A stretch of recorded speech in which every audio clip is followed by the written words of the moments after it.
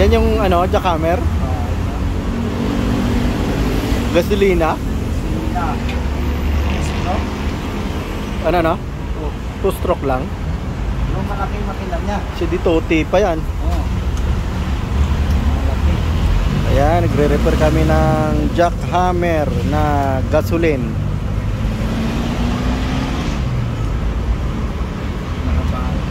Mahal pala ito. Magkano daw yan? 60. 60,000. Mahal pa daw dun sa pitting factor eh. Di okay kasi yan dahil kung wala kang kuryente, pwede kang gumamit ng ganyan. Ang laki ng piston. Malakas din kaya yan. Kasi bala niya, patulad sa atin yun.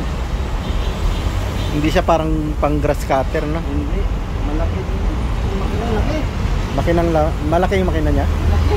So dapat 4 stroke na maganda para hindi na kailangan ng tuti. Sira na yung carburetor niya. Anong carburetor niya? Laki din yung piston ng carburetor. Opa, parang pang grass cutter lang. Hindi, mas malaki ito. Laki ng piston, no? Yun lang yung sira. Ano na? Wala yung pula sa kanya. Yan na, bagong repair namin ito. Jackhammer na gasoline. Ayan, gasoline type. So karamihan yung jackhammer namin, ano, mga electric. Ayan. So try namin yan, pagganahin. So nagre-repair kami ng mga ganitong pumping, generator, air compressor, ayan, mga vacuum. Dito lang yan sa LRB Power Tools Rental and Repair Services. Ayan, Marcos Highway. Malapit kami sa Ayala Mall, Pilis. Ay, mga tanggap namin doon. Ayan.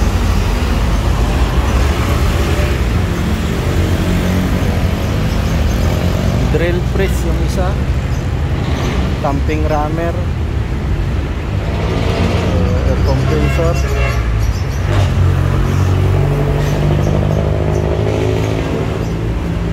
mga welding machine, ayan, pressure washer,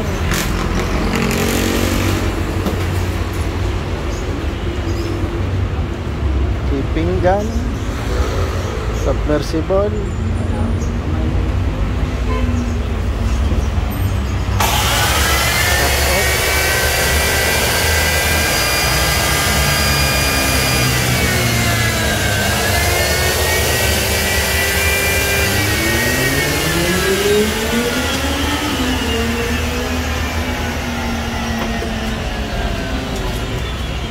vacuum. Malakas ba? Baka magulat ka. Dati ng gulat. Talo yan. Dati ng gulat. Ayos na hawak mo ha. Talagang hawak na panigurado yan.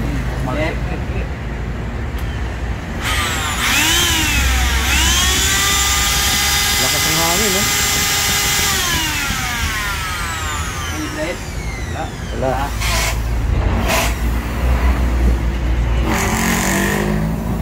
Diretsong ikot ah.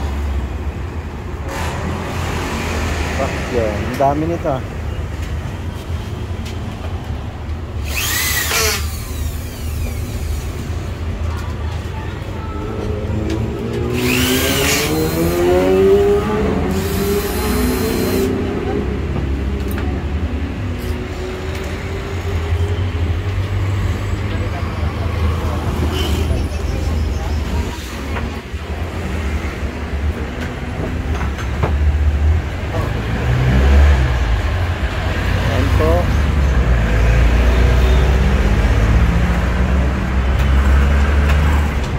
Marami kaming ano ngayon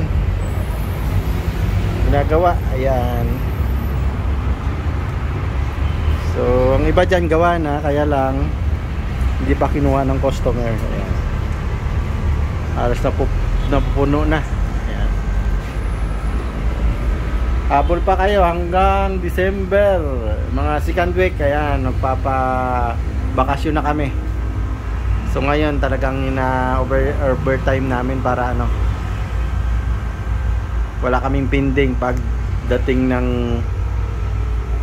January next year. Ayan. So habol pa, habol. Ayan.